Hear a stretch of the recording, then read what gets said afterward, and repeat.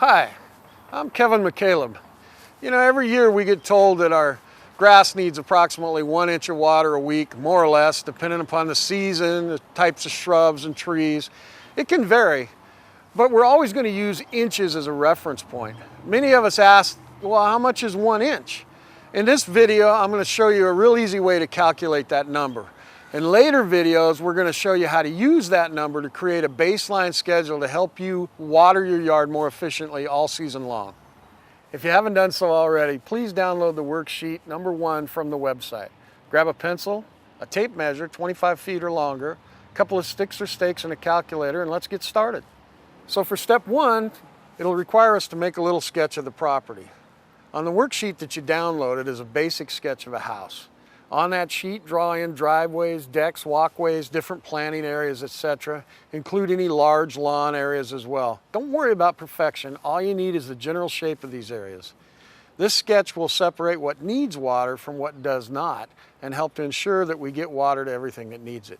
If you want, write down a note or a name that will help you identify what each area is.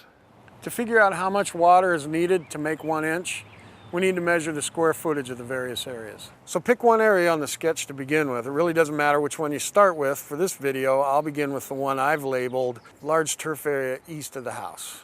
And I'll begin by measuring the longest side first. We're going to take the first stake, stick it into the ground, then extend our tape measure out until it reaches its full length, whether that's 25 or 50 feet, whatever length that you have, and we're going to place the second stake to mark that distance.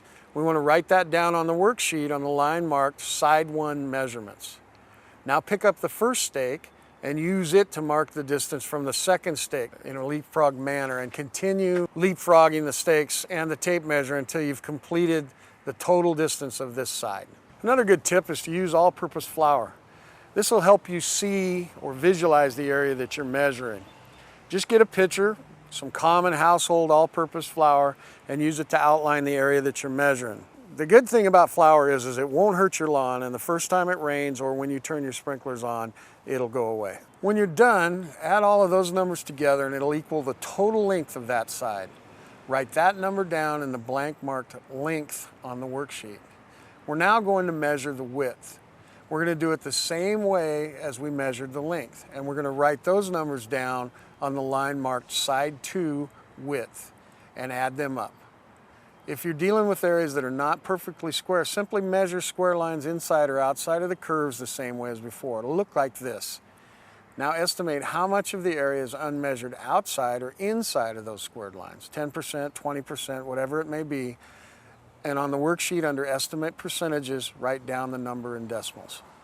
So following along on the worksheet, you will multiply the side 1 length with side 2 width. Use your calculator and you'll have the approximate total of the area being measured. If there are no other unmeasured areas, this will be the total square footage of that area. If there are unmeasured areas, you will multiply the approximate total of those areas by the percentage, decimal, and that'll give you the square footage of the unmeasured areas. Simply add that number to the total and that area is complete. So if the area you're measuring most resembles a circle, then the procedure is going to be a little different. It'll look like this. You're going to measure the diameter of the area, which is the center of the longest point of that circle, and divide by 2. This is called your radius. Write that number down on the worksheet under circular areas, and then just follow the math to get the area. While it's important to be as accurate as you can, don't get too caught up in perfection. Plus or minus a few percentage points in an area will not significantly affect the outcome. Perform these steps for each area on your sketch and fill in the appropriate blanks on the worksheet before moving on to the next step. Step 3 then is to multiply that square footage by 0.62. This represents how many gallons of water it takes to cover 1 square foot 1 inch deep.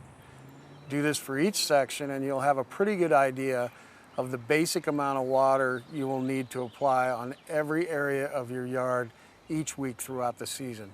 Remember that 1 inch is only a base number. The time of year and type of plant will dictate how much more or less watering you should be adding. In the next video, we'll be looking at how much water our sprinkler system is actually putting on our yard every minute that it's operated. If you'd like more information on using water efficiently, Check out the other videos on conserveh2o.org. The instructional videos listed on our website are general guidelines. The Regional Water Providers Consortium will not be responsible for any damage to your home, landscape, or appliances from following the procedures in these videos. If you have concerns doing any of this work yourself, you may wish to seek the services of a professional plumber or contractor.